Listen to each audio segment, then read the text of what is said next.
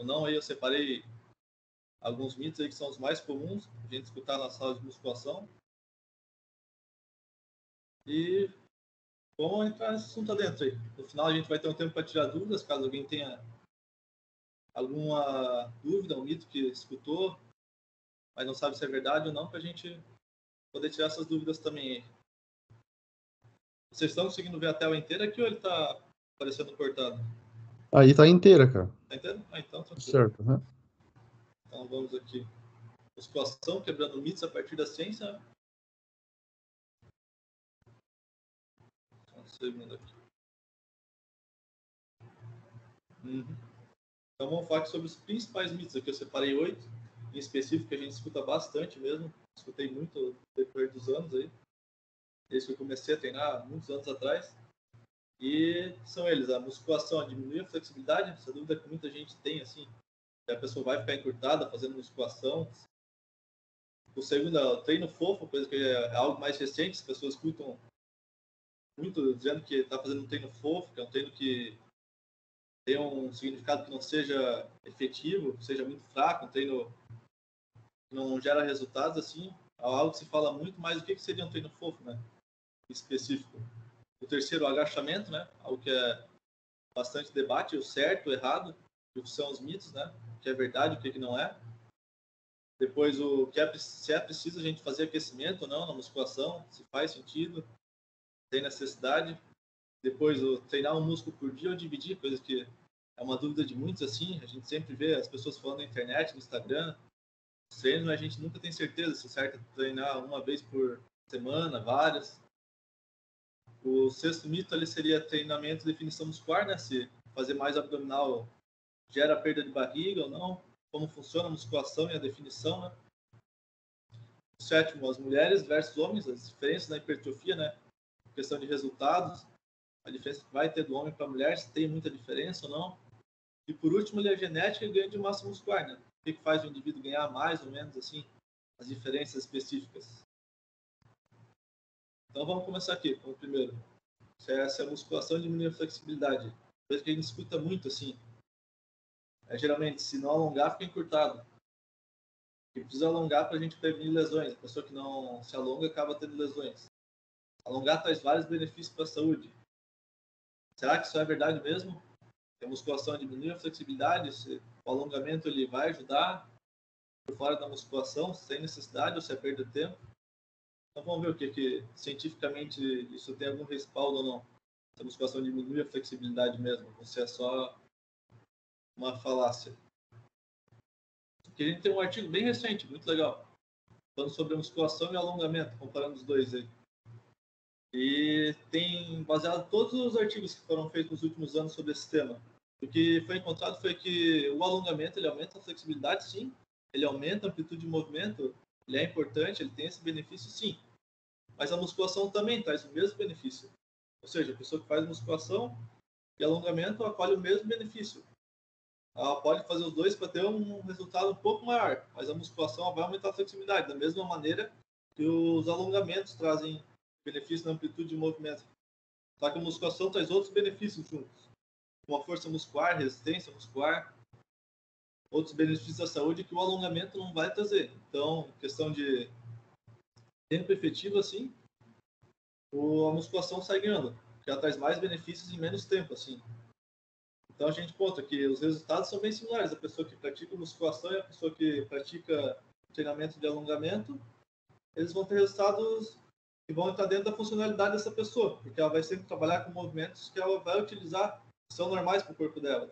Então, mas o ideal é que sempre se pratique musculação com amplitude completa, não que se faça os movimentos incompletos, um pouco diminuídos, mas que a gente utilize toda a amplitude dos movimentos, assim, para que a gente tenha esses ganhos na flexibilidade articular. Então acaba que os resultados são similares, mesmo a gente utilizando diferentes tipos de alongamento. Tem alongamento passivo, que a pessoa faz sozinha, outro que a pessoa faz com a ajuda de outra pessoa, tem uma facilitação neuroproprioceptiva, tem vários nomes e vários alongamentos. Mas mesmo comparando com outros métodos, eles têm resultados bem similares com a musculação. Hoje em dia a gente tem mais um paradigma, já não é mais uma questão se a gente precisa alongar para prevenir ou não, mas é a pergunta que fica se a gente pode alongar ou se a gente deve alongar. A questão que a gente deve sempre responder. É outro artigo também do mesmo grupo, e o que a gente pode ver é que praticamente todo mundo pode alongar. Dificilmente a pessoa vai ter algum malefício de alongar. Assim, mas os benefícios que ela traz, a gente já vai ter com musculação. Então, quem pratica musculação, no decorrer do tempo, vai ter ganhos na amplitude, na mobilidade, flexibilidade. Então, muitas vezes, não tem necessidade, sinceramente. Geralmente, quem vai precisar alongar são as pessoas que são atletas, principalmente os ginastas, assim, porque eles têm uma necessidade de um grau de amplitude muito alto. Então, tem essa necessidade, sim, porque eles trabalham num grau de flexibilidade que vai ser exigido a mais do que a gente poderia ganhar só na musculação. Então, para ter ganhos bem grandes, expressivos de alongamento, o alongamento por fora da musculação ele traz benefício, sim, mas para a grande maioria das pessoas não vai ser algo que vai agregar muita coisa, não. Ele é um fator que ele aumenta o tempo de treino, coisa que dificulta as pessoas aderirem ao exercício. Muitas vezes tu não vai colher mais benefícios por estar fazendo o alongamento por fora da musculação e tu não vai colher nenhum malefício só de fazer musculação. Então vale mais a pena para a gente, muitas vezes, fazer só musculação do que querer botar um alongamento no começo e final do treino, coisa que vai aumentar o tempo da sessão de treinamento e não vai agregar muita coisa no final. Só que a gente tem uma comparação entre o alongamento e a musculação. O alongamento, ponto forte, ele é necessário para amplitudes maiores. Quem quer ganhar muita flexibilidade, quer ter uma grande amplitude de movimento, vai precisar fazer o alongamento. Ele tem esse benefício. Na musculação, a gente tem um limite de estímulo que a gente pode dar, o corpo vai responder. Onde no alongamento, a gente pode aumentar um pouco essa resposta ao treino de flexibilidade. E na musculação, a gente tem um outro ponto forte também, que é efetivo por causa da duração. A gente consegue trabalhar tanto a flexibilidade, a mobilidade, enquanto a gente treina resistência, força, várias outras valências são possíveis treinar nesse tempo. Então, é muito mais efetivo. Questão de utilidade. Questão, uma comparação do tempo que a gente utiliza. O alongamento, ele também pode diminuir a adesão pelo tempo das pessoas, né? Geralmente, uma reclamação muito grande das pessoas é o tempo que os treinos eles levam para a gente fazer. Então, acrescentar um alongamento muitas vezes vai ser chato para a maioria das pessoas, eu sempre vejo.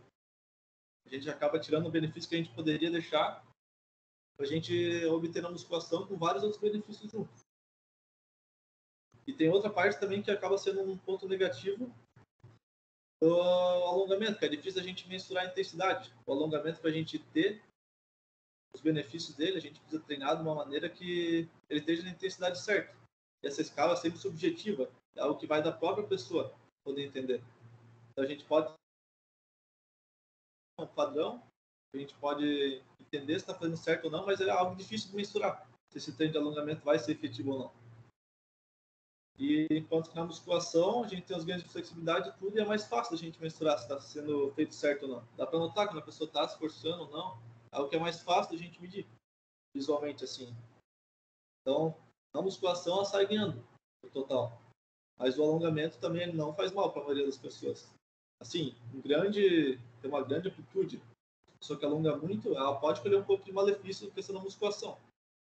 Porque a unidade contrária do músculo tem que ter um tamanho certo. Se ela for muito curtada, ela não contrai direito. Se ela for muito longa, também ela traz um malefício na questão da contração muscular. Pode atrapalhar um pouco.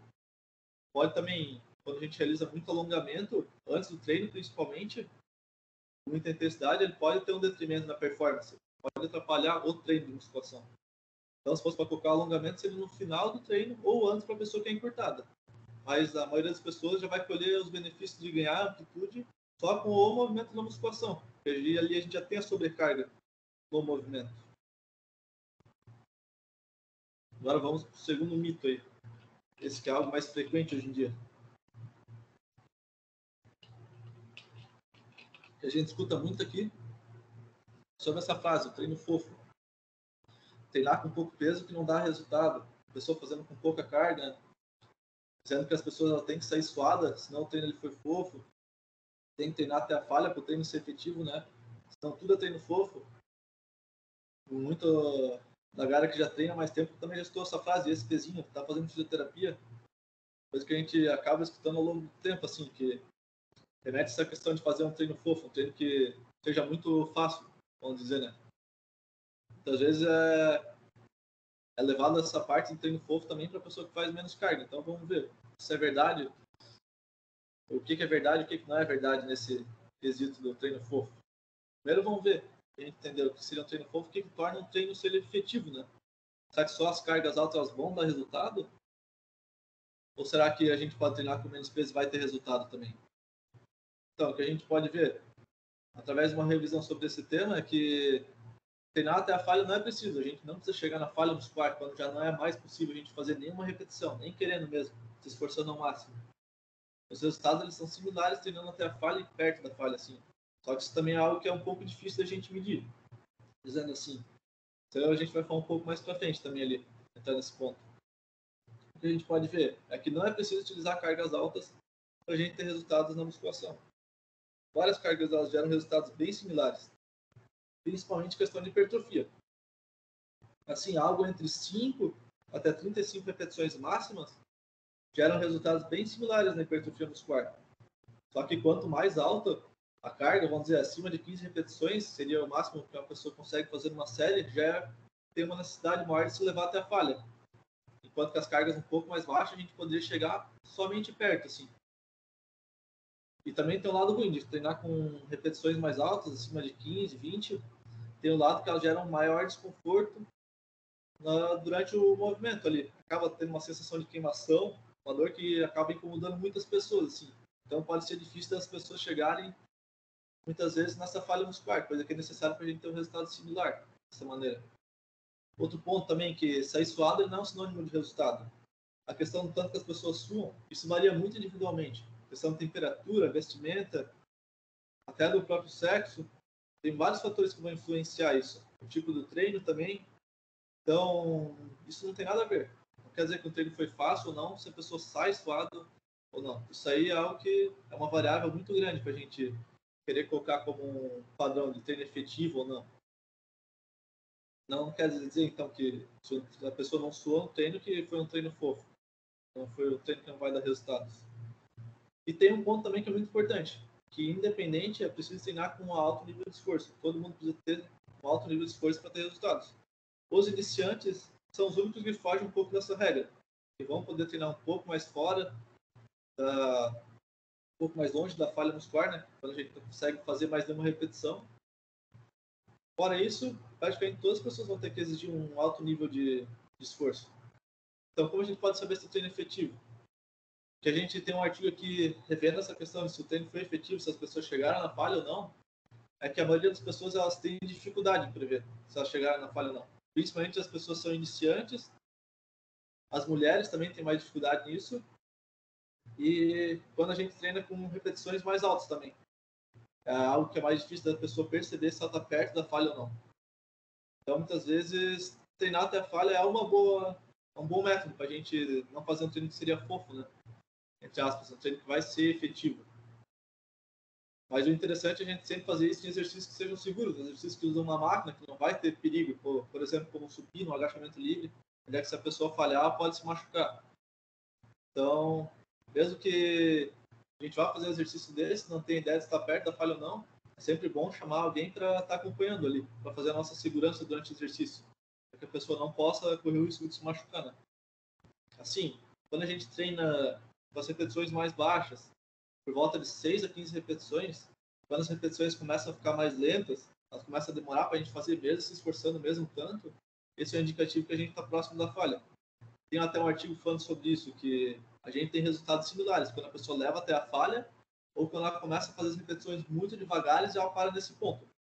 Esse seria um bom ponto de corte, mas só funciona com as repetições mais baixas, de 15 ou menos. Nas repetições mais altas, seria necessário a gente levar até a falha para que o treino não seja efetivo, de fato.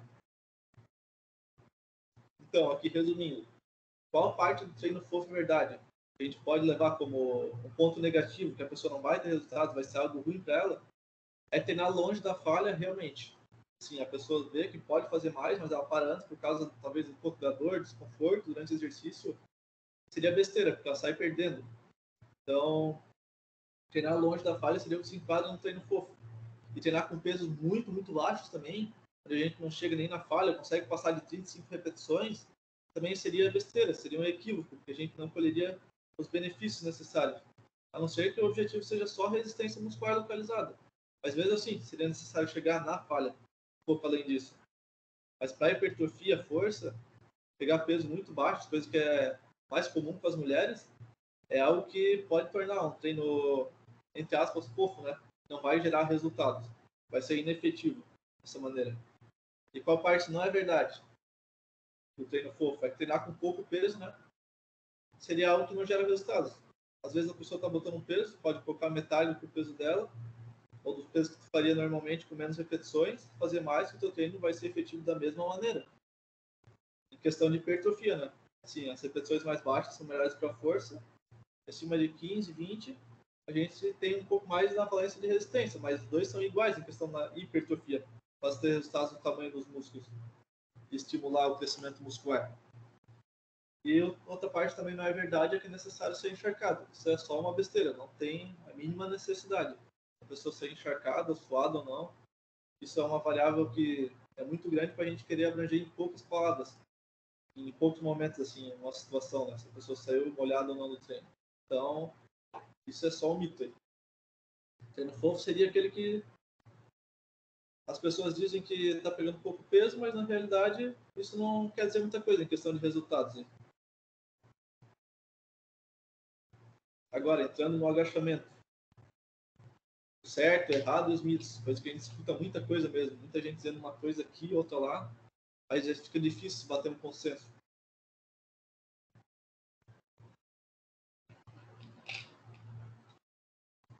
As frases mais frequentes que a gente escuta em relação ao agachamento é que não pode deixar o joelho passar da ponta do pé. Agachar mais 90 graus, né? E a gente tá na foto ali um pouco mais do que isso. Seria mal para os joelhos, faria mal para eles, né? Seria lesivo. Que não pode inclinar o tronco também, né? Que a gente tem que fazer sempre com o tronco bem reto. Agachamento, outra coisa que a gente escuta bastante. E o último, que para ganhar a bunda tem que fazer agachamento. Para crescer os glúteos, é obrigado a pessoa fazer agachamento. Então vamos entrar um pouco mais adentro desse tema e ver qual dessas partes é verdade, quais não são. E vamos ver quais são apenas um mito e falácias aí. Aqui, primeiro, a gente tem uma parte, um artigo que foi comparado. O agachamento até 90 graus, ali, né, paralelo, e o agachamento que foi feito até a fundo lá, quase tocando os glúteos nos calcanhares, assim. Então, o que a gente pôde encontrar foi que a questão do quadríceps, né, os músculos da frente da coxa aqui, os resultados da hipertrofia são iguais, não muda absolutamente nada. Se a gente treinar até lá embaixo, ou se a gente treinar só até 90 graus. Os posteriores de coxa, a gente pode encontrar que não houve hipertrofia, de fato. Tem muita gente que acredita que o agachamento é um exercício que já treina todos os membros inferiores, e isso não é verdade. Os posteriores da coxa, e provavelmente na panturrilha também, não tem ativação e não vai haver hipertrofia. Porque o músculo ele permanece passivo, ele nunca se alonga. Então, não tem estímulo efetivo. Os posteriores da coxa, não dá para esperar ter hipertrofia nos posteriores da coxa com agachamento. Um fator aí que traz mais benefícios aí é a questão dos adutores, né, os músculos da virilha, e do glúteo máximo, os glúteos ali. O agachamento profundo ele é superior na questão da hipertrofia desses dois grupos musculares. Então, para a questão de hipertrofia, um agachamento profundo em quem tem joelhos saudáveis, não tem problema a pessoa poder descer até lá embaixo e subir tudo. Ela vai poder até aumentar um pouco o volume de treino dos músculos da virilha e do glúteo, assim, vai ter mais resultado nesses grupos musculares. Agora, outro aqui, nós temos um artigo comparando as forças que são exercidas no agachamento, onde as pessoas deixam passar o joelho da ponta do pé, e outro onde não deixam. O que a gente pode encontrar nisso aí? Que, de fato, a gente não deixar o joelho passar da ponta dos pés, diminui a sobrecarga no joelho. Só que, em comparação, como a gente pode ver ali, a sobrecarga no quadril é 10 vezes maior, enquanto que no joelho ela só aumenta um pouco. E essa sobrecarga é uma sobrecarga aceitável, não é uma sobrecarga demasiada. Então, isso não passa de um mito, que a pessoa não pode passar o joelho da ponta dos pés. Na verdade, a pessoa só vai conseguir assim aumentar muito a sobrecarga na coluna e no quadril. Então, é totalmente mito não poder passar o joelho da ponta dos pés. E aqui a gente tem uma comparação do jeito certo de agachar. Na verdade, fica até difícil a gente dizer que existe um jeito padrão para todo mundo agachar. Até porque a fisionomia das pessoas é diferente. Elas têm os segmentos, o tronco um pouco maior, mas a perna um pouco menor. Então, geralmente, vai ter dois padrões melhores para as pessoas agacharem, que é o agachamento com a barra alta, né, onde se coloca no trapézio, se desce mais fundo, e os joelhos vêm um pouco mais para frente, como vocês podem ver na imagem da esquerda. E no agachamento da direita, seria um agachamento que é mais alto para as pessoas que são levantadores de peso. Só que ele também teria o seu lugar no treino de hipertrofia, para a gente ter resultados estéticos. Porque ali a gente alonga um pouco mais o quadril, mas ainda assim, deixa o joelho passar um pouco da ponta do pé, a gente coloca o quadril um pouco mais para trás, inclina um pouco o tronco, aumenta um pouco a sobrecarga, só que a gente aumenta também o estímulo no quadril, nos músculos eretores da espinha, né? Os músculos que deixam a coluna reta ali. Então, é mais uma questão de objetivo, assim, de cada um. A gente pode variar até esse padrão. Tem pessoas que vão ficar um pouco melhor com os pés um pouco mais afastados, um pouco mais juntos.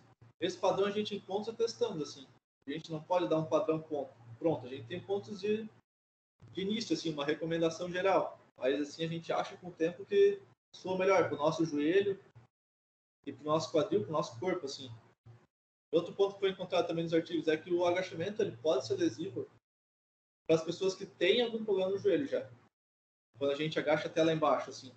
As pessoas que têm condromalácia, condropatia, tem problemas dos meniscos, às vezes não vai ser a melhor ideia a gente fazer um agachamento bem profundo, descendo até lá embaixo. Porque pode ser lesivo para o joelho, sim, das pessoas que já têm problema. Mas quem tem os joelhos saudáveis não vai encontrar nenhum problema com isso. Ainda vai encontrar mais estímulo, mais resultados dessa maneira, levando ao agachamento mais profundo. Isso utilizando menos carga ainda. Então, é um ponto muito forte. As pessoas que podem, não tem por que não fazer, assim, de maneira geral. Agora vamos para o mito de se é preciso fazer alongamento antes de treinar ou não.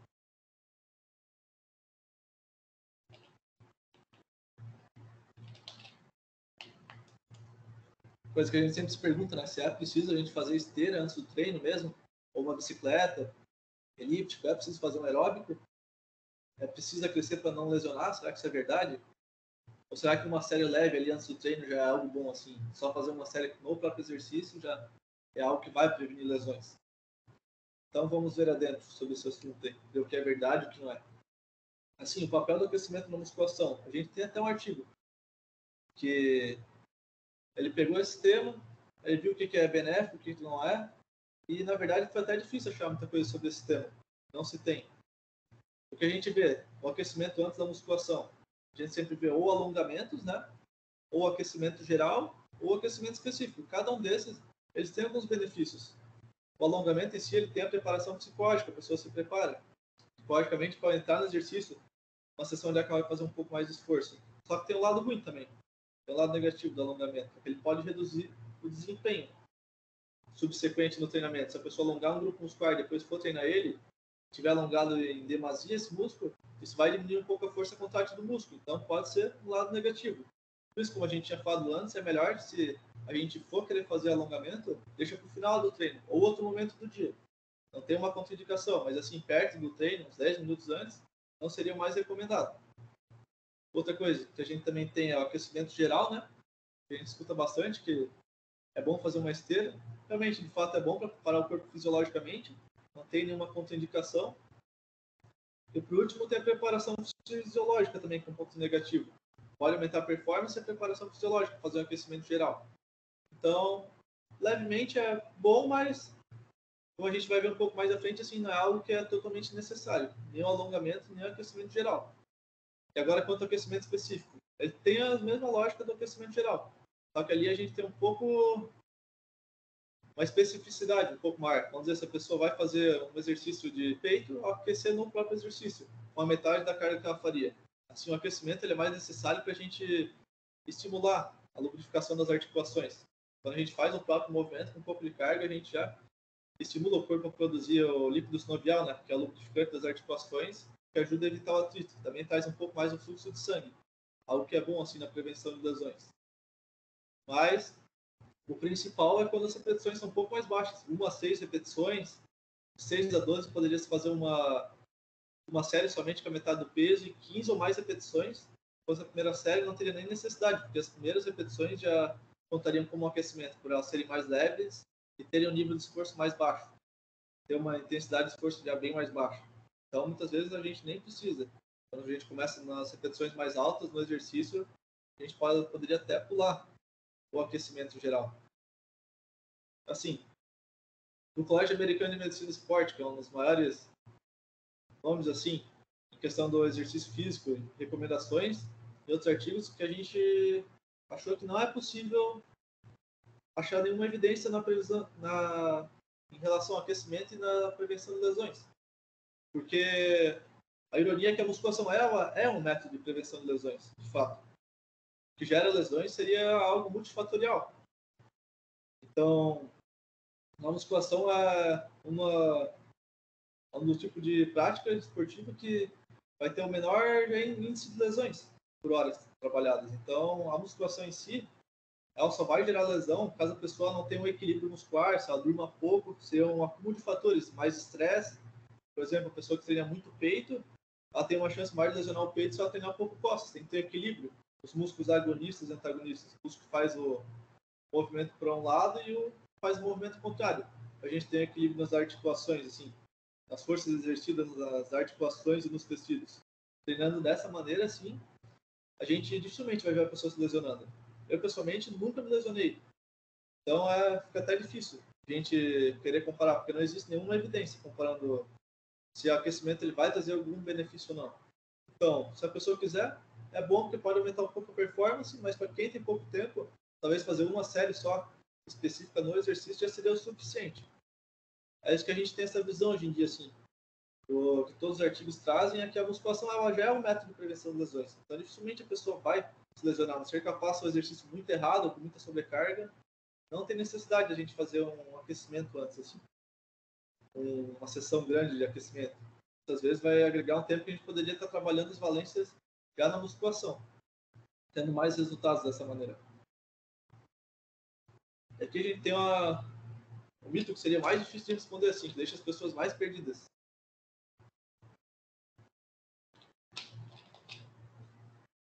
Eu também sempre tive essa dúvida ao longo do tempo. Qual que é o certo? Será treinar um músculo por dia ou dividir? A gente sempre escuta que não pode treinar todo dia o mesmo músculo. Tem que dar tempo para o músculo se recuperar, né? Por isso a gente tem que ficar um tempo parado depois do treino.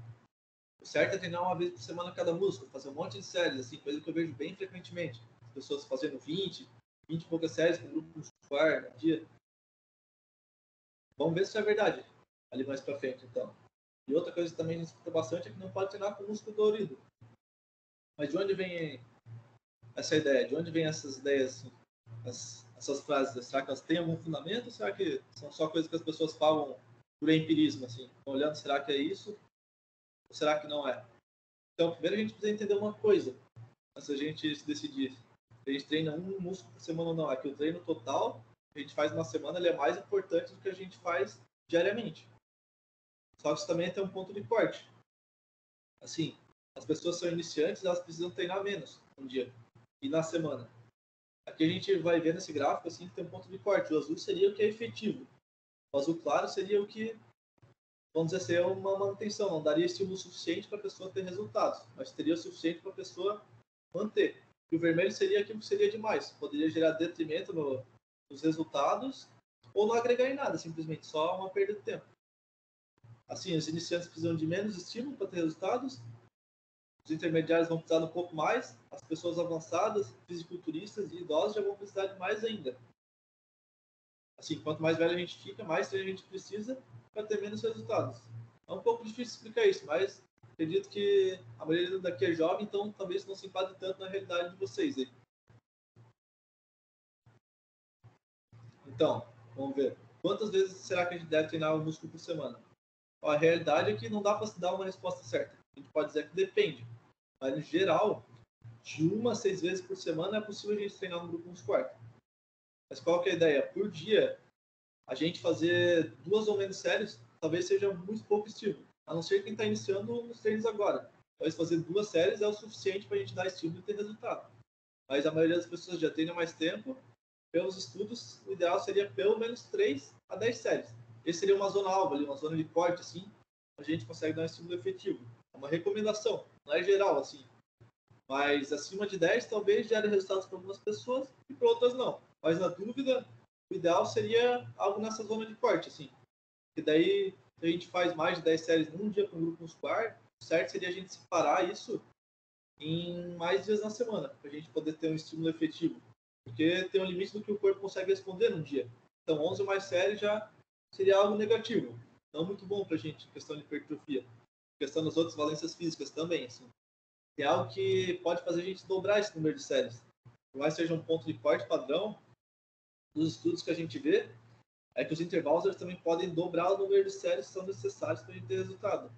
Esse número de séries aqui que a gente está levando em conta ali, que 2 ou menos são pouco efetivos, ou 3 ou 10 é o ideal assim, para se fazer num dia, num grupo muscular, é que levando em conta intervalos de exercícios multiarticulares, como agachamento, leg press, com 2 minutos de intervalo. Enquanto que se a gente fizesse intervalos mais curtos, de 60 segundos, para esses exercícios seria necessário talvez o dobro, e não necessariamente a gente salvar algum tempo do treino, ou tornar o treino mais intenso. Mas dessa maneira a gente poderia colocar uma carga que no resultado final seria a mesma coisa. A gente treinando com mais séries, com intervalo menor, ou com menos séries de intervalo maior. A gente conseguiria dar estímulo bem similar. Então, esse é outro ponto-chave que a gente tem que levar em conta. Mas se a pessoa consegue se recuperar, assim, ela poderia treinar o tanto de séries que fosse necessário. Assim, a ideia é que quanto mais treina o músculo, mais resultado ele tem. Mas também tem que ter a capacidade de poder recuperar esse músculo. Então, nos estudos a gente encontra algo entre 12 a 20 séries, com intervalos longos por semana, por grupo muscular, para quem já é avançado, assim, ou intermediário, vai conseguir colher bons benefícios. Mas se a pessoa é iniciante e consegue colher benefício com isso também, a gente não tem um ponto indicativo, assim. Vai da própria pessoa ver se ela consegue se recuperar e está evoluindo, assim. E aqui, ó, a última dúvida é se a gente pode treinar com dor. Olha, essa é uma realidade que é difícil, assim, a gente dizer. É que depende do nível dessa dor. Geralmente, quando é pouca dor, ela vai ter um detrimento, vai atrapalhar um pouco nos nossos resultados e por causa da performance do treino mesmo. Mas geralmente pode treinar com um pouco de dor sim. Não é algo que vai te fazer ter lesões, que vai atrapalhar muito o treino, mas é mais uma questão de a gente poder dar o tempo do músculo descansar. Às vezes se a pessoa faz o músculo mais que uma vez na semana, certo não seria fazer segunda e terça, separar esse volume para ele ser efetivo, mas talvez botar na segunda e outro treino na quinta. Então, a gente tem que levar em conta algo empírico, nós mesmos. Tem grupos musculares que a gente treinando ao longo do tempo vai ver que levam mais tempo para se recuperar do que outros. Então, quando a gente inicia um treino diferente ou faz exercício que a gente nunca fez, a gente fica mais dolorido. Talvez precisa de um intervalo de tempo um pouco maior de uma sessão para outra. Mas essa dor ela não vai impedir de treinar, não. Assim, a gente pode treinar, mas desde que não seja muito exacerbada, assim. Porque senão a gente está tirando tempo de recuperação do músculo. Então, um pouco de dor é permitido, mas se for possível, sempre poder esperar o músculo se recuperar bem. Para a gente ingressar em outra sessão de treino. Aqui outro mito agora. Sobre treinamento e definição muscular.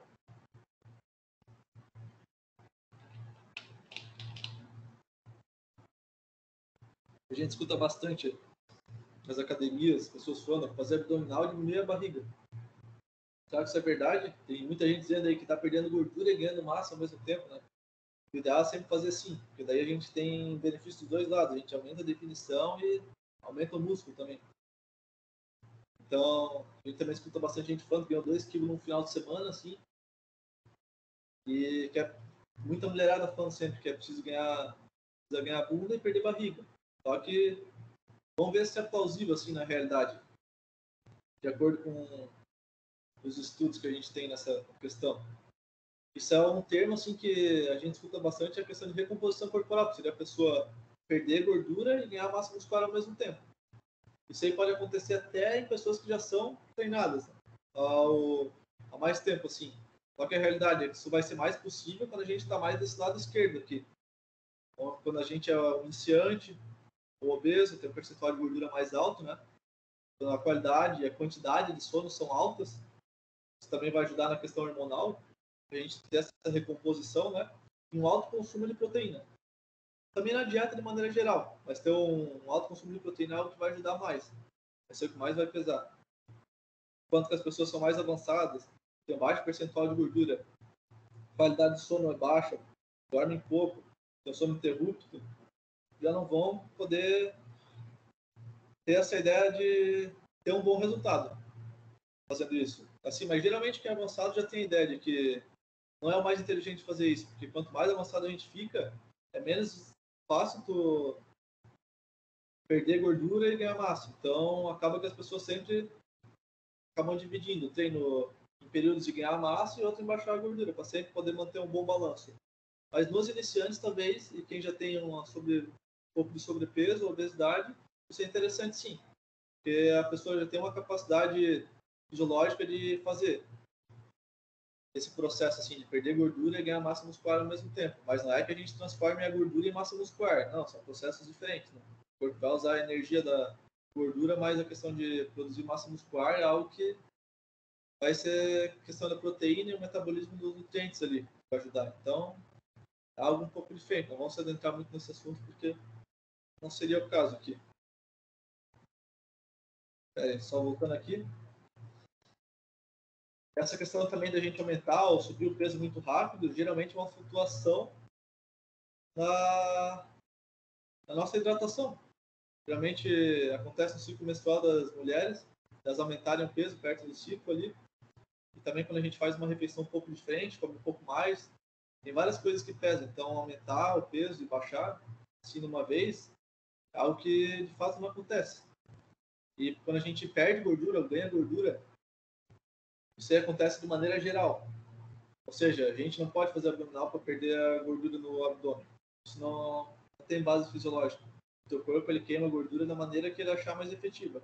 Geralmente o último lugar que tu ganhou gordura vai ser o primeiro a ser queimado. Então, os lugares que são mais difíceis, geralmente a gente quer perder gordura, são os últimos a de fato realmente baixarem o percentual de gordura ali, o acúmulo nesses lugares ali, a gordura subcutânea, né? Então acaba que muitas vezes a gente precisa separar. Nossa ideia de recomposição corporal não é a mais inteligente, que é intermediária e avançada. As mulheres, assim, às vezes vai ficar com um pouco mais de barriga, quando quer ganhar glúteo, mas depois vai mudar um pouco esse aspecto quando baixa a gordura. Então, o ideal assim, é a gente tentar sempre separar essas duas fases e sempre que possível ter acompanhamento nutricional, porque assim os resultados são maiores, né? Tanto no treino quanto no nutricional. Aqui um outro mito também que a gente escuta bastante, que as mulheres quanto os homens têm diferença na hipertrofia. A mulher ela não tem resultado igual ao homem, ela não tem a capacidade de ganhar músculo. A mulher não ganha braço nem se quiser, nem treinando forte, assim, será que isso é verdade mesmo? O homem tem mais massa por causa da testosterona, por causa da questão dos hormônios, que é diferente. Os homens teriam essa diferença fisiológica, né? Ter sempre mais massa muscular. Então vamos ver cientificamente se isso aí tem de fato algum fundamento. O que a gente pode encontrar é que a diferença nas mulheres e os homens, nos resultados, é que de fato as mulheres realmente elas têm resultados relativos iguais. Em percentual de ganho de massa muscular, elas têm resultados iguais aos homens, dessa maneira. Mas em média, as mulheres têm 10 quilos a menos de músculo em qualquer peso. A mulher de 60 ou 100 quilos, geralmente, média sempre tem pelo menos 10 quilos a menos de massa muscular do que os homens, em qualquer peso. Então, realmente, os homens geralmente sustentam uma massa muscular um pouco maior que as mulheres de maneira geral. Também tem um lado positivo das mulheres, é que elas perdem massa muscular mais devagar. Quando elas param de treinar, leva mais tempo para se perder a massa muscular do que os homens. Então tem um ponto positivo também. Outro ponto muito bom das mulheres aí, ponto positivo, é que em relação aos treinamentos, a capacidade de recuperação delas é a melhor. Elas não ficam tão doloridas igual os homens. Elas têm a capacidade dentro do treino de se recuperar melhor entre as séries. Então acaba que é um benefício. No final, as mulheres conseguem ter a capacidade de treinar um pouco mais do que os homens dessa maneira.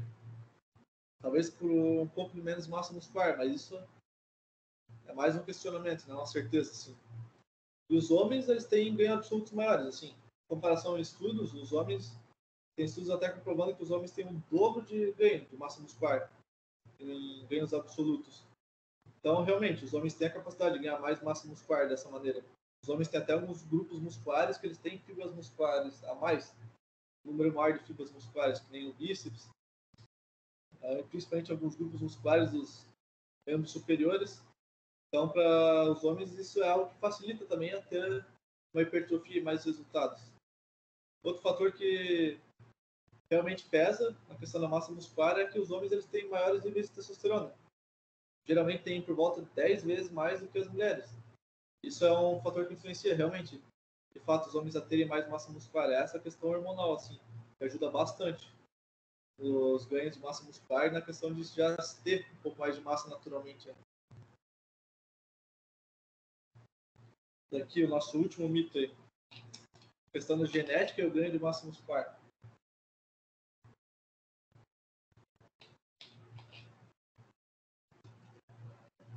Umas coisas que a gente escuta bastante, as pessoas falando, principalmente os homens aí, que minha genética é ruim pra perna. Que a gente é ectomorfo, alguém dizendo que é ectomorfo, por isso não vai ganhar massa muscular, é mais difícil, né? Tem que comer mais e treinar menos, coisa que a gente geralmente acaba escutando ao longo do tempo, assim. A gente falando que tem dificuldade para emagrecer porque é endomorfo. Tem gente dizendo que treina, parece que nunca consegue evoluir, sempre gente reclamando que tem dificuldade de alguns músculos, né? Vamos ver isso aí do ponto de vista genético e científico aí, se realmente isso é verdade ou se é só mais algo que as pessoas falam por costume aí. Primeira coisa que a gente vai ver aqui é a questão do somatotipo aí, coisa que eu tenho certeza que todo mundo que está na musculação já escutou em algum momento, até quem está iniciando acaba escutando isso. Essa teoria dos somatotipos, ectomorfo, mesomorfo e endomorfo.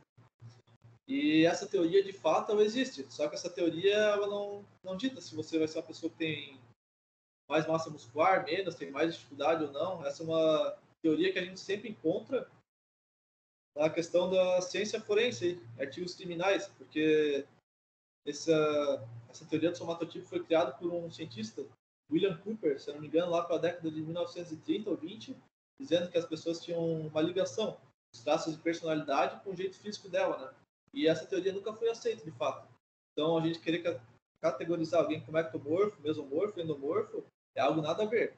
Porque, de fato, a gente acaba podendo limitar a questão psicológica da pessoa, dela mesmo acreditar que não vai ter resultado de certa maneira, ou que tem dificuldade, onde, na realidade, a vida não é bem assim. Isso é só um estereótipo, assim. Não tem nada a ver com a realidade do treinamento dos resultados. O que a gente pode ver é que, na questão genética e ganho de massa muscular, assim, tem indivíduos que têm alta resposta no treinamento. E tem indivíduos que têm uma resposta baixa. Os indivíduos que têm alta resposta, eles têm facilidade em ganhar massa muscular. Todo mundo conhece alguém que já começa com mais massa muscular, sem nem ter treinado. Alguém que treina um pouco e tem muitos resultados. Mas isso não quer dizer que as pessoas que são altamente responsivas ao treinamento, que elas têm essa resposta em tudo. Às vezes a gente consegue notar que tem grupos musculares que não vão responder bem, enquanto que outros vão. Então isso é algo genético e individual de cada um, assim. Tem pessoas que vão ter o braço um pouco maior e vão ter a perna um pouco menor. De fato, às vezes por não treinar no esforço necessário, né? Não treinar de maneira certa, mas às vezes mesmo treinando de maneira correta, ela não vai poder colher esses resultados, porque a genética dela não favorece esse ganho de massa muscular naqueles grupos. Isso aí são vários fatores que influenciam, de fato, mas é algo que a gente consegue perceber ao longo do tempo. Assim, quem treina um tempo já tem uma ideia dos músculos, tem facilidade de ter resposta ao treinamento e outros não. Enquanto que os indivíduos que têm uma baixa resposta, eles têm uma dificuldade em ganhar massa muscular, mas também não quer dizer que seja de maneira geral, talvez a maioria dos grupos tenha essa dificuldade, né? Grupos musculares, e enquanto que outros sejam fáceis. Então fica difícil, não é a pessoa ser ectomorfo ou mesomorfo que quer dizer se a pessoa tem mais massa muscular ou não, mas bem pelo contrário. E outra coisa que a gente vê nos indivíduos que têm baixa resposta e também eles têm alta resposta.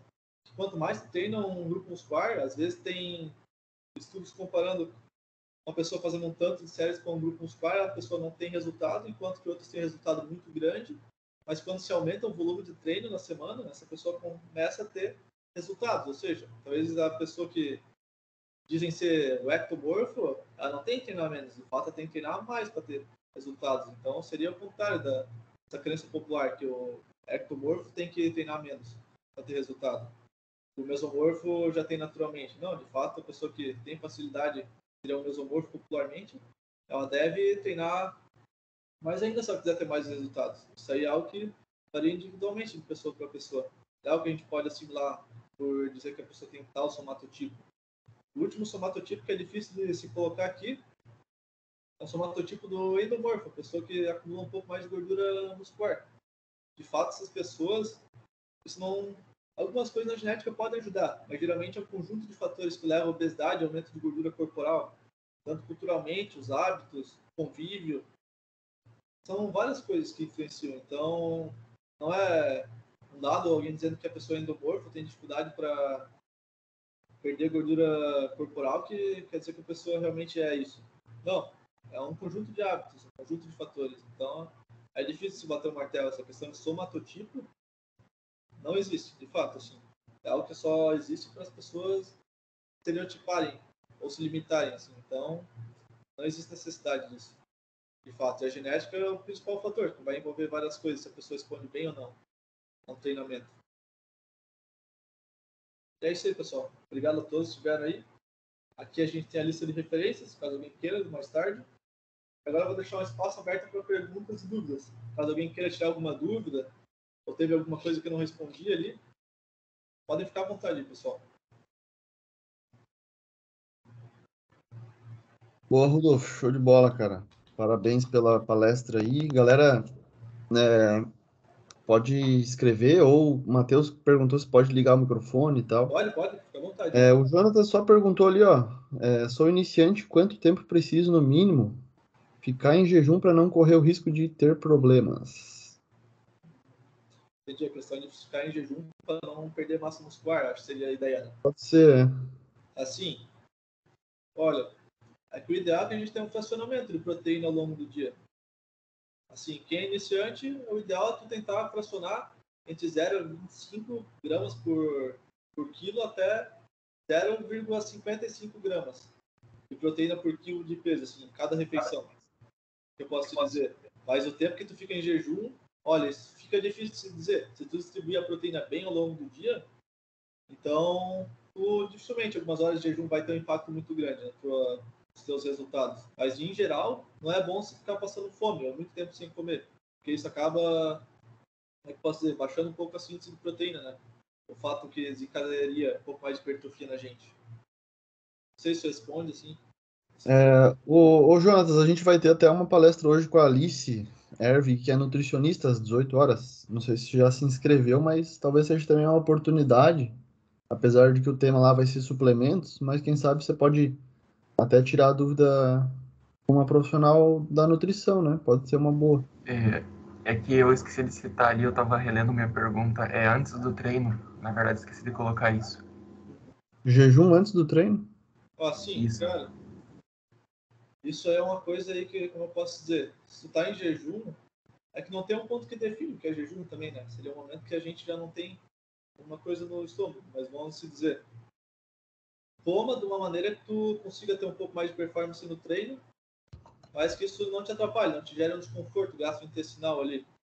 E o ideal seria que tu tenha sempre um pouco de proteína perto do treino ali, ou um pouco antes de treinar, ou perto de quando tu acaba. Não tem uma janela mágica, né? A pessoa acabou de treinar, tem 30 minutos para tomar whey, tomar suplemento que vai gerar mais resultado. Não, na realidade não é bem isso. Mas assim, a gente tendo uma distribuição de proteína adequada perto do treino, ou antes ou depois ali, nessa janela de tempo, é algo bem importante, assim. A questão, a síntese proteica está bem alta nesse momento, então é uma ferramenta muito boa, assim. A gente não ficar muito tempo sem comer perto do horário de treinamento. Boa. O Matheus, se quiser, pode ligar o microfone, fica à vontade, cara. Então tá. Estão me ouvindo? Só para saber. Uhum. Sim, só Então tá. Antes de mais nada, agradecer aí pela excelente palestra, pela revisão que você fez, né? Informações tão verdadeiras, assim, científicas, né? Então, muito obrigado pelo trabalho aí. Foi muito esclarecedor e muito incentivador também.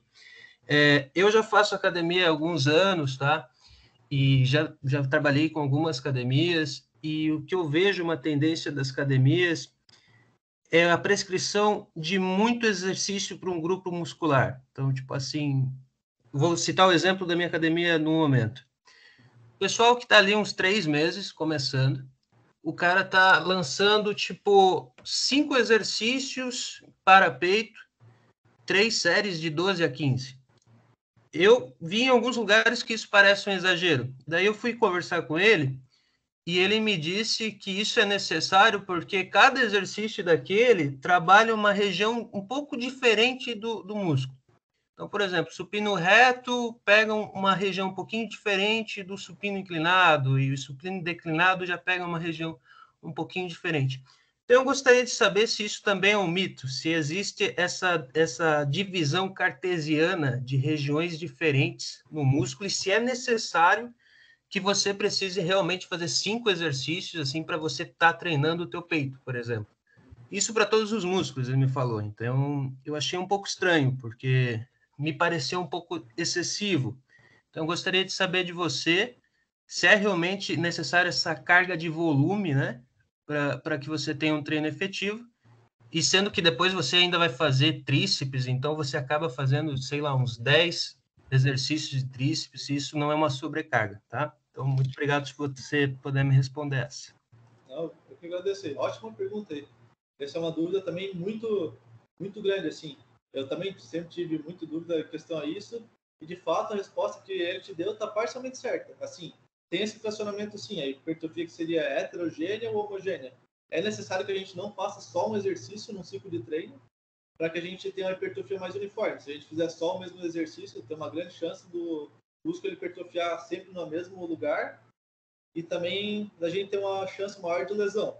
Mas em questão do tanto de exercício que se precisa usar, geralmente entre 3 a 5 exercícios por ciclo de treino assim diferentes é o ideal, mas isso não quer dizer que tu vai fazer no mesmo dia.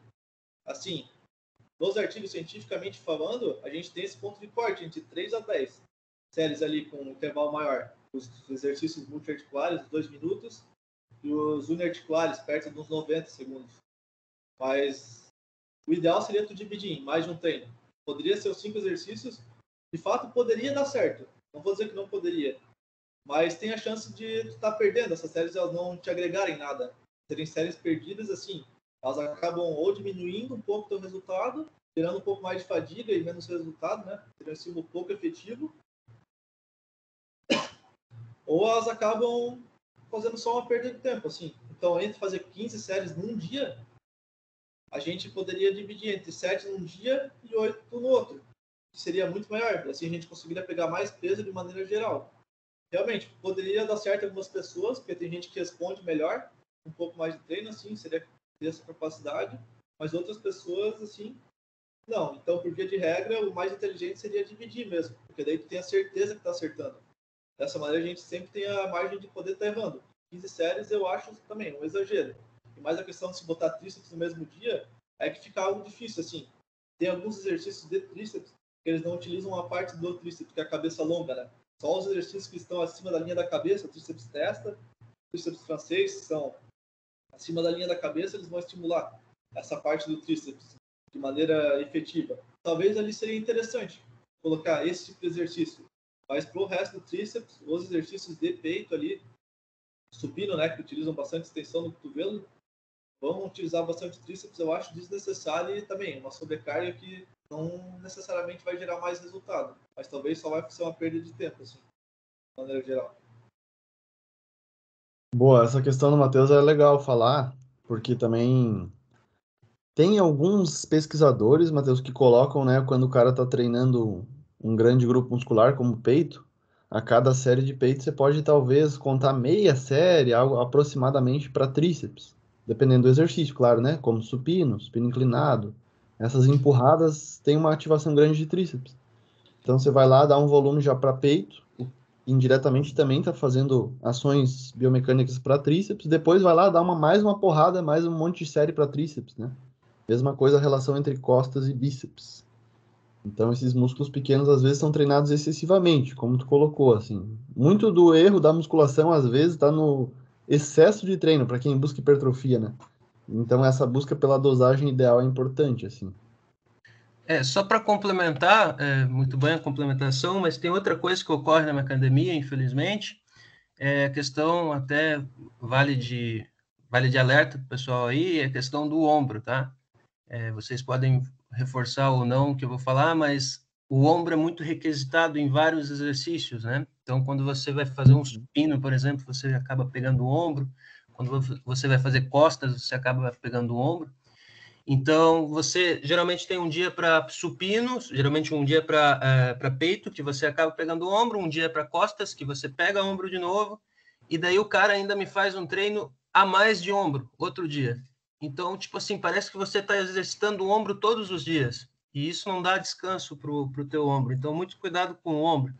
Queria saber se o ombro é um pouco mais resistente, se dá para treinar todo dia, porque o treino que ele está prescrevendo para a galera parece que está treinando ombro todo dia. E se você quer fazer um treino intenso, com carga até a fadiga, para valer a pena ali, você vai sentir o teu ombro dolorido. Então, eu gostaria de saber, o ombro é mais resistente? Dá para treinar todo dia ou você tem que dar descanso para ele também? Por favor. Ótima pergunta. Assim, o que eu vejo, realmente é um erro muito recorrente, assim, as pessoas não terem essa noção de proporção, a distribuição de treino. Só que o ombro ele é um músculo que ele não tem uma função só. Vamos dizer, quando a gente treina peito, a gente utiliza mais a parte frontal, né? Responsável por esse movimento aqui de flexão, adução horizontal, o outro por levantar o ombro aqui para o lado. Essa é a parte média do ombro. E enquanto a parte posterior está mais ativa nos exercícios de costas. Mas, de fato, isso é comum. A gente ter essa sobrecarga, muito treino pro ombro. Mas se a gente treinar um músculo muitas vezes na semana, não necessariamente quer dizer que isso vai atrapalhar os resultados dele, mas vai mais da tolerância de cada um.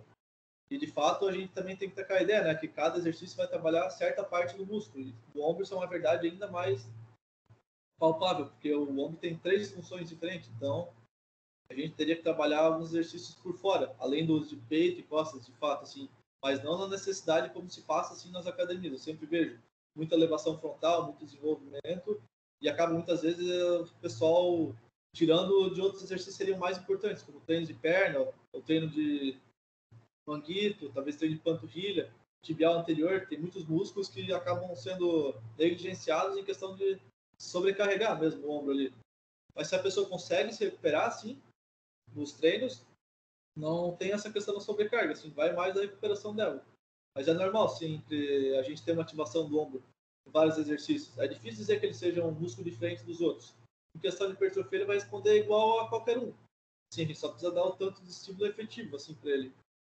Mas, de fato, realmente é comum as pessoas fazerem muito exercício de ombro e acabar negligenciando outros. Mas dificilmente vai se lesionar ou ter algum problema só por treinar ombro, assim, todos os dias. Boa. Obrigado pelas questões aí, Matheus, bem pertinentes. Marcel perguntou se o Rodolfo tem algum blog que você compartilha os seus conhecimentos. Olha, eu tava pensando em criar o blog, mas por enquanto ainda não criei o domínio de tudo. Por enquanto eu tô voltando a postar as coisas no Instagram, tava reformulando algumas coisas ali, quem quiser.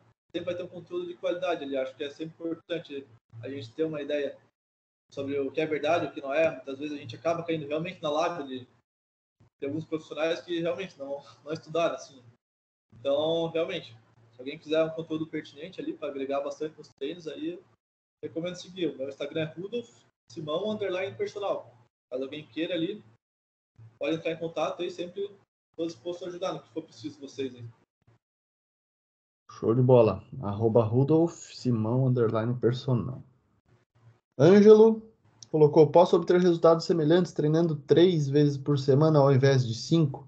Então tem a questão aí da frequência semanal, mas Rudolf vai ter a ver com o volume de treino, é isso? Exato. Assim, é uma questão de distribuição e de recuperação. Se tu vê que tu consegue se recuperar com esse músculo que tu vai treinar 3 ou 5 vezes, daí é uma questão tua, assim. Geralmente, quando a gente aumenta muito o volume de treino, vai aumentando no decorrer do tempo, o ideal é que a gente aumente o número de sessões. Mas isso é mais uma questão individual, é sempre ficar naquela zona alva, entre 3 a 10 séries, assim. Seria o mais inteligente, né? Com certeza tu vai colher benefícios dessa maneira. Questão de hipertrofia e várias outras maneiras. Então, menos que 3 séries por dia fazendo intervalo longo, né, de 2 minutos para exercícios multiarticulares ou 90 segundos para uniarticulares, tá ótimo por dia, assim. Daí é mais uma questão de como tu vai distribuir. Isso assim, mas os dois estariam certo. Poderia ter resultados similares, sim. Show de bola. Isso é importante. Às vezes a pessoa pensa que ela precisa treinar demais e tal para ter resultado. E treinos 2, 3 vezes por semana também geram resultados. Bruno Zardo, show de bola, gosta de musculação. Ele perguntou da questão da creatina. E aí, Bruno, a gente vai ter lá, como eu falei, a palestra hoje com a nutricionista às 18. Talvez eu até possa já salvar essa pergunta, se você puder assistir. Com certeza lá responderia, assim, com maior propriedade que a gente, que é da educação física, essa questão, embora a gente conheça um pouco. E aí, Rudolf, o Bruno perguntou do consumo de mais de 5 gramas por dia, se seria prejudicial e tal. Eu acredito que as evidências mostram. Ontem mesmo, né, eu fiz uma live com a Alice, ela colocou que a suplementação em longo prazo, aí, por conta de 5 anos, até mais, às vezes, com 5 gramas por dia, não seria prejudicial. Mas mais que isso, eu realmente não sei te dizer. A gente pode perguntar para ela hoje. Se você tiver disponibilidade às 18, a gente vai falar disso também, né? Seguindo ali, vamos lá. O Carlos perguntou: eu queria perguntar sobre o início de treino para ganhar massa muscular. Quais exercícios o senhor recomenda para iniciantes, Rodolfo? Olha, recomendado são exercícios multiarticulares, assim. A gente não treinar bíceps nem tríceps diretamente, mas sim a gente fazer uma base para o corpo. A gente treinar exercícios de ombro, peito, costas, quadríceps posterior, panturrilha, abdômen, ali também os tensores do tronco, só os básicos, assim. Geralmente treinar com full body seria o mais interessante, porque até com 2 séries por grupo muscular por dia, assim, fazendo um exercício só, e daí a gente alternando o exercício entre 3 vezes por semana, seria o mais interessante para quem está voltando a treinar ou quem está começando agora. Então, os principais exercícios, mas de preferência exercícios que não exigem uma coordenação motora tão alta aí no começo, mas para a pessoa poder ter uma base, assim, aumentar a resistência, a força muscular, talvez exercícios em máquinas muitas vezes seja interessante, mas também não tem um padrão, assim. Os exercícios que tu conseguir fazer efetivamente, sem perder muito tempo se desequilibrando, que nem às vezes as pessoas começam a fazer um agachamento livre, levam um tempo até pegar a técnica, ou talvez um supino reto com barra seja um pouco mais difícil por equilíbrio. Os exercícios que tu sentir, que tu consegue fazer tranquilamente, sem gastar muito tempo na questão da coordenação motora, no começo é o mais ideal, mas com o tempo a gente vai ter uma variação bem grande, assim. Eu recomendo full body, então, os principais grupos musculares, 2 a 3 vezes por semana, começa com 2 séries por grupo muscular, e depois de umas 2, 3 semanas passa para 3, quando tu vê que consegue se recuperar já. Perfeito. O Carlos, aproveito para comentar um aspecto dessa sua pergunta, que é como é difícil os iniciantes aderirem à musculação, né? E aí a gente pode até extrapolar um pouquinho um outro mito da musculação, é se máquina ou peso livre seria melhor. E a literatura mostra que para os iniciantes isso, né, no geral, na verdade, não se tem tanta diferença, assim, não há uma diferença, pô, para dizer, para hipertrofia é melhor treinar somente com pesos livres ou somente com máquinas. Elas são complementares, né? Essa é uma questão importante também. Então, os melhores exercícios também seriam o que vocês conseguissem fazer, né? O que vocês conseguirem fazer, se sentirem mais confortáveis. E aí depois a gente pode ir especificando mais, aumentando a complexidade, a carga, progressivamente. Então, sempre quando vem essa pergunta aí, eu tento responder dessa forma, porque é melhor o que o cara vai conseguir fazer, assim. Pelo menos no Assim, início, né? é que a ideia é que não se tenha um exercício certo que seja bom para todo mundo. Exato. Eu até acabei esquecendo de responder uma pergunta que eu tinha feito antes durante a palestra, se é só agachamento que gera bunda. Não. De fato, tem vários exercícios que estimulam glúteo, peito, tem vários exercícios que são bons. No decorrer do tempo de treino, a gente nota que tem exercícios que são mais efetivos para a gente, de fato. Por causa da nossa anatomia, nossa biomecânica, vai favorecer que alguns exercícios sejam mais efetivos. Daí vai da gente entender para que serve cada um, comentar com um profissional, mas ver aqueles que a gente realmente sente o músculo trabalhando melhor e gera menos estresse nas articulações. Isso não tem um ponto de corte assim. O exercício é bom, agachamento, levantamento de terra, todo mundo tem que fazer, porque senão não vai ter hipertrofia, e outros que são ruins. Não, isso vai da gente testar. Mas de fato, com o tempo tu vai ver que tem máquinas, principalmente os pesos livres, assim, tem máquinas que limitam um pouco o movimento, ou ficar muito curto para quem é mais alto, ou ficar muito difícil de fazer o movimento porque para alguém que é baixo. Então vai a gente ter sempre escolher exercícios que a gente pode ter uma amplitude de movimento alta e consegue dar um estímulo legal. Isso com o tempo a gente vai descobrindo os exercícios que são melhores para a gente. Mas, em geral, é sempre bom conhecer todos os exercícios ao longo da tua carreira de treino, vamos dizer. Né?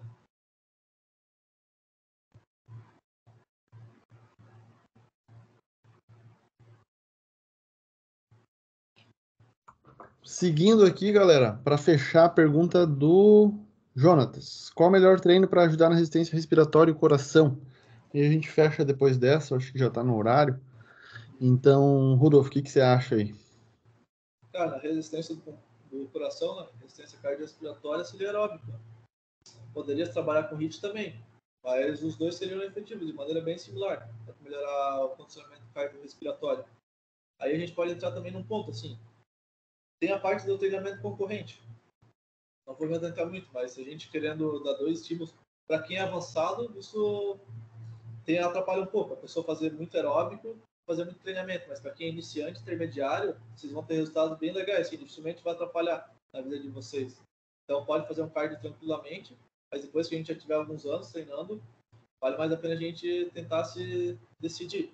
Ou mais para a questão da força, ou mais a questão aeróbica. Mas em questão da saúde, da parte cardiorrespiratória, aeróbica, toda a vida. De preferência é o que tu gosta mais de fazer, porque daí tem uma chance de aderir muito maior. Se tu gosta de correr na rua, corra na rua. Se gosta de fazer ciclismo, faz ciclismo, ou bike na academia, ou elíptico, vê o que tu gosta mais, porque assim tem uma chance muito maior de tu aderir e tu se esforçar mais. Sempre colocar esse tipo de exercícios no treino, tanto aeróbico quanto musculação. Qualquer exercício, de preferência, fazer aqueles que geram mais prazer pra gente.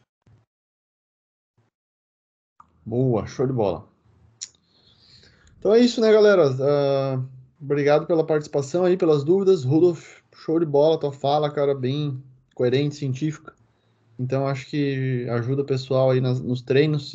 Queremos em breve estar com a academia lá, né? No CCT e tal. Espero que esse ano ainda. A gente avisa no Instagram ali, os alunos. Mas é isso, tá? A galera tá parabenizando bastante ali. Se quiser dar uma olhada no Teams agora, Rudolf. Tranquilo. Valeu, galera. Um abraço, boa tarde a todos. E hoje às 18 falamos sobre suplementos. E seguimos, beleza? Agradeço. Valeu.